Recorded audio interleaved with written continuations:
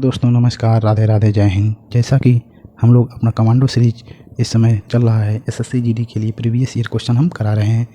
सभी मित्रों से निवेदन है कि वीडियो को ज़्यादा से ज़्यादा शेयर करें और लाइक कर दिया करें। चलते हैं, आज हम हिंदी लाए हैं। आज का 5वां सेट है। पहला क्वेश्चन हिंदी का, विकल्पों में से निम्नलिखित वाक्य के लिए उपयुक्त शब्द जो इंद्रियों से परे हों। अतीन्द्रिय, ज्ञान इंद्रिय, जितेंद्रिय, कर्म इंद्रिय। तो इसका राइट आंसर जो इंद्रियों से परे हो उसे अतीन्द्रिय कहते हैं। ज्ञान इंद्रिय जो ज्ञान इंद्रिय उसे कहते हैं जो ज्ञान कराने वाली इंद्रिय को ज्ञान इंद्रिय कहते हैं। ज्ञान कराने वाली इंद्रिय को ज्ञान इंद्रिय कहते हैं। जितेंद्रिय किसे कहते हैं? जो इंद्र को जीत लिया उसे जितेंद्र कहते हैं। अगला क्वेश्चन, निम्नलिखित में से निम्नलिखित वाक्य के रेखांकित अंश के स्थान पर विकल्प में सबसे उपयुक्त शब्द का चयन कीजिए। आप इतना मत पढ़ा कीजिएगा, क्योंकि इतना पढ़ने से आपका समय वेस्ट होगा। सीधा नीचे जाइए और जहाँ चिन्हित किया है, जैसे शोक है कि मैं आपके पत्र का उत्तर नहीं दे सका, तो इसमें पता, खुशी, कष्ट, खेद। तो इसका राइट आंसर खेद है। खेद है कि मैं आपके पत्र का उत्तर नहीं दे पाया। इसमें शोक नहीं है, इसमें खेद होगा। गंगा नदी देखो, ये हमें एग्जामिनर इतना पढ़ने के लिए टाइम वेस्ट करने के लिए दिया है। इस सीधा पूछा है, गंगा का पर्यायवाची नहीं है। गंगा का पर्यायवाची नहीं है। अब इतना लंबा क्वेश्चन दिया है पढ़ने के लिए, सीधा गंगा का पर्यायवाची नहीं है। पहला हंसपदा, देवपदा, विष्णुपदी, सुर सरिता। तो इसका राइट आंसर हो जाएगा हंसजा। ये हंसजा यमुना का पर्यायवाची है। किसकी पर्यायवाची? यमुना का पर्यायवाची। यमुना का पर्यायवाची और देख लीजिए, यमुना के पर्यायवाची को कहते हैं यमुना, हंससुता और हंसजा यमुना का पर्यायवाची है। गंगा का तो 3 ठे ही है। अगला क्वेश्चन, सिंह की सवारी सबके बस की नहीं है। सिंह की सवारी सबके बस की नहीं है। इसका भी पर्यायवाची ही पूछा है। पर्यायवाची नहीं है, सिंह का पर्यायवाची नहीं है। सिंह, केसर, मणि, वनराज। तो इसका राइट आंसर हो जाएगा मणि। सिंह को शार्दूल भी कहा जाता है। सिंह को शार्दूल, शेर, केसर, मृग, वनराज, शार्दूल, मृगराज, पंचमुख, केसी, महावीर। इस सिंह का पर्यायवाची, शेर का पर्यायवाची है।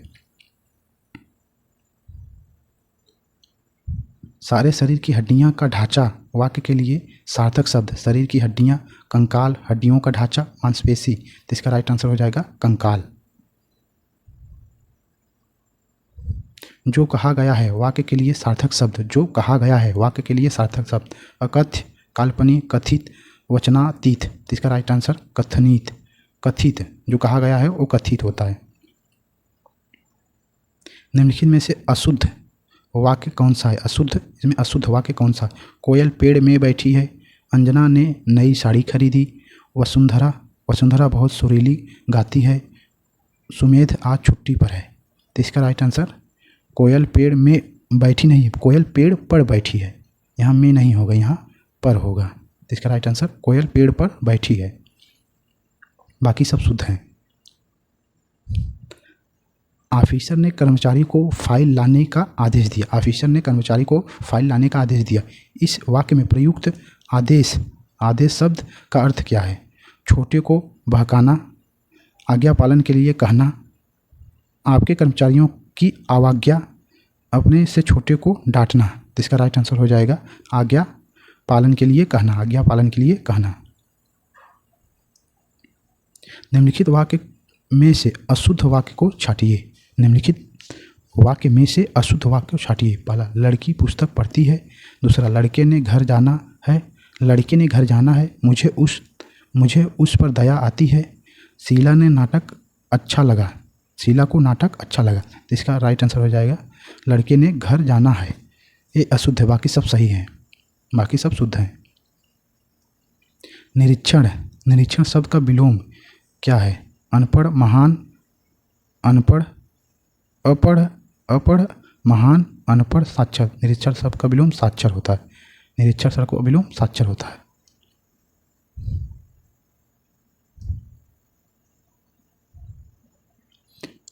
इनमें शुद्ध वर्तनी निम्नलिखित वाक्य में किस भाग में वर्तनी संबंधित त्रुटि है? वर्तनी संबंधित त्रुटि है। आजकल दिल्ली के प्रगति मैदान में हस्तशिल्प प्रदर्शनी चल रही हैं। तो इसमें प्रगति मैदान में आजकल दिल्ली के हस्तशिल्प प्रदर्शनी चल रही थी, इसमें हस्तशिल्प प्रदर्शनी में त्रुटि है, बाकी सब सही है। मुहावरे और उनके अर्थ निम्नलिखित में से कौन सा युग्म सही है? दाल न गलना, पूरा बस चलाना, दिन का फेर होना, दिन भर भटकते रहना, त्रिशंकु होना, अधर में लटकते रहना, 2 दिन का मेहमान, लंबे समय तक जीना। तो इसका राइट आंसर हो जाएगा त्रिशंकु होना, अधर में लटके रहना। दाल न गलना, इनमें पूरा बस न चलना, इनमें बस न चलना अपना होता, पूरा बस चलना नहीं होता है इसमें। दाल न गलना, जैसे हमारा कहीं अलग लगता नहीं है कोई चीज़ तो वहाँ कहते हैं दाल नहीं गला, वहाँ अपना बस न चलना, दाल न गलना। दिन का फेर होना, दिन भर भटकते रहना, दिन का फेर होना।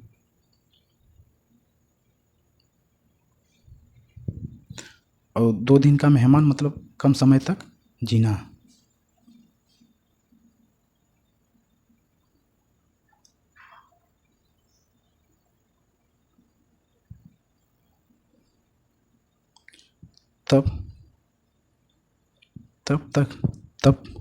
तब बात कुछ और थी, फिर ऐसा नहीं होगा।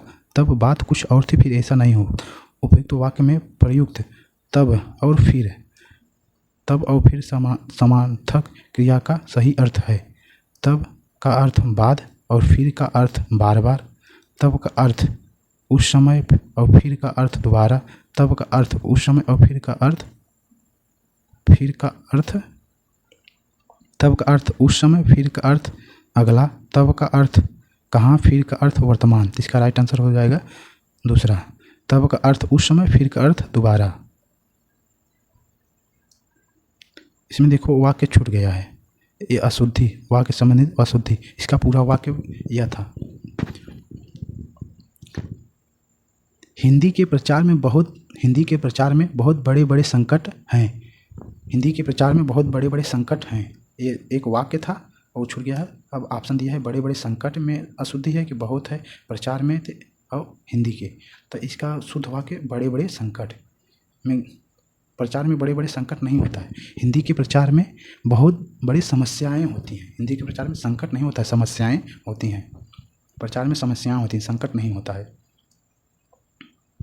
निम्नलिखित मुहावरे के लिए उपयुक्त टकासा जवाब देना, साफ इनकार करना, हिचकिचाना, बहाना करना, लालच देना।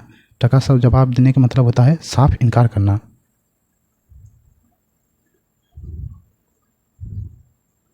गद्यांश देखो। वैसे तो सभी आयु वर्ग के लोग अपने अपने जन्मदिन डैश मनाते हैं। तो इसमें हो जाएगा प्रसन्नतापूर्वक, अपने अपने जन्मदिन प्रसन्नतापूर्वक मनाते हैं।